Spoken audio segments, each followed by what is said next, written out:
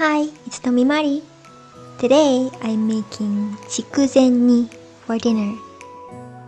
I'm using 3 kinds of root vegetables.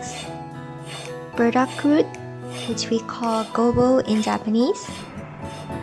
Lotus root, which we call renkon in Japanese. And carrot.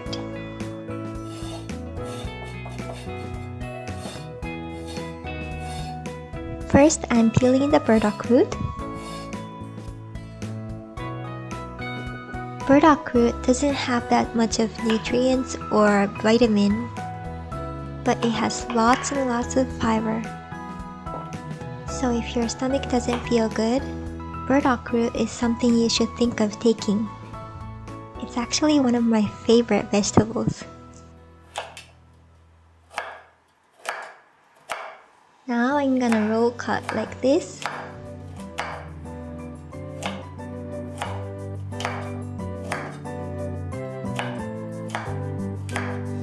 Speaking of Chikuzen-ni, this isn't a special menu at all, and we eat it in our daily lives.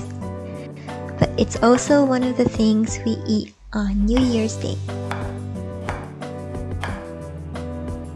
On New Year's Day, Japanese people gather with their families and relatives and eat special obento. This Chikuzen-ni is one of the meals that is always in that special obento. Okay, when you're done, let's rinse it.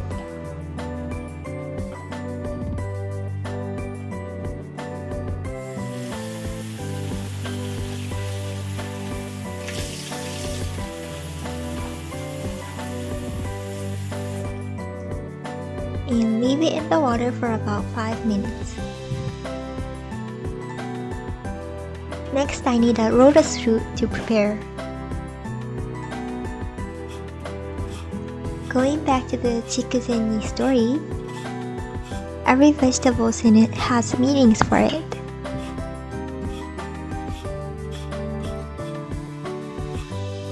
Burdock root grows deeply underground, so it's associated with prosperity.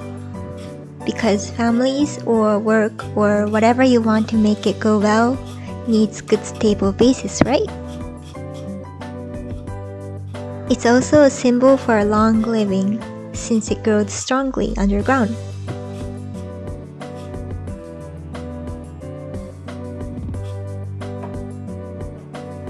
Now let's cut the lotus root into quarter rounds. It can heat through easily, so it doesn't have to be that small. After you cut it, you sink it in the water as I did for the burdock root. And yes, lotus root, with its holes, it's a symbol for having a bright outlook on your future. Since it's a many-seeded vegetable, we put this with a wish for prosperity of offspring.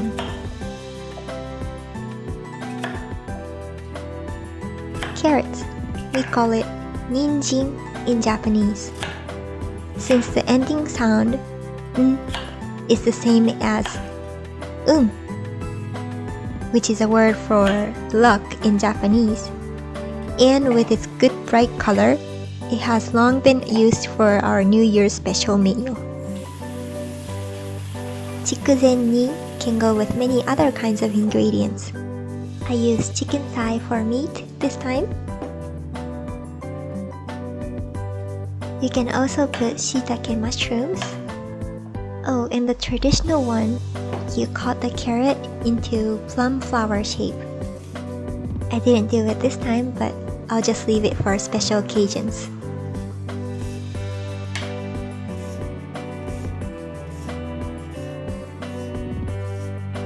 Now let's peel the carrot.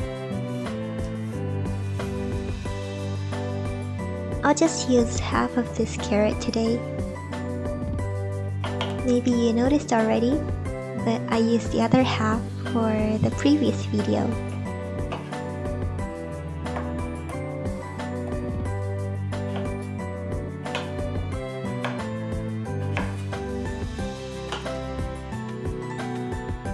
I'm almost done with all 3 vegetables.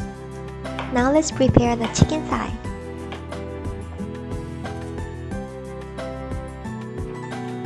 I'm using this milk container as a cutting board. It's very useful.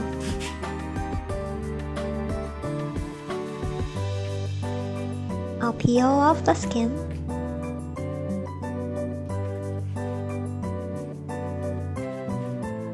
Now I'm gonna cut it into a bite-sized chunk.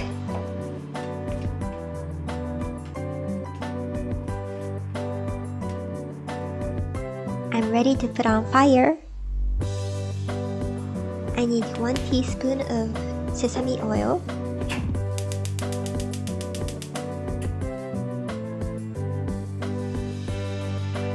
And dump the meat in.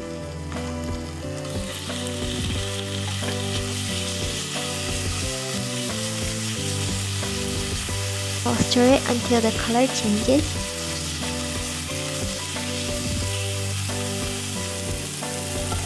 Then let's dump in the veggies.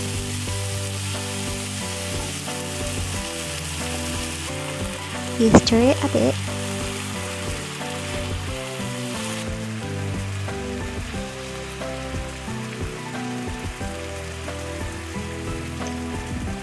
I'll pour in about 2 or 3 tablespoons of cooking sake.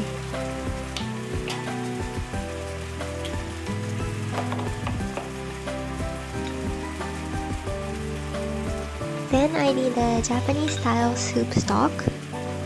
It's a delicious powder which usually contains bonito fish or seaweeds. I put 1 tablespoon of it.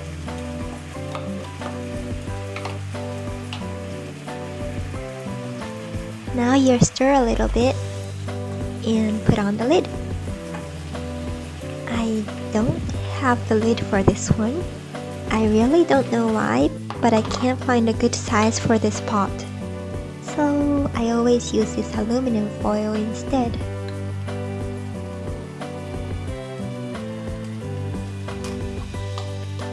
Okay, I added 1 tablespoon of sugar. And now I'm pouring 3 tablespoons of medium Japanese sweet sake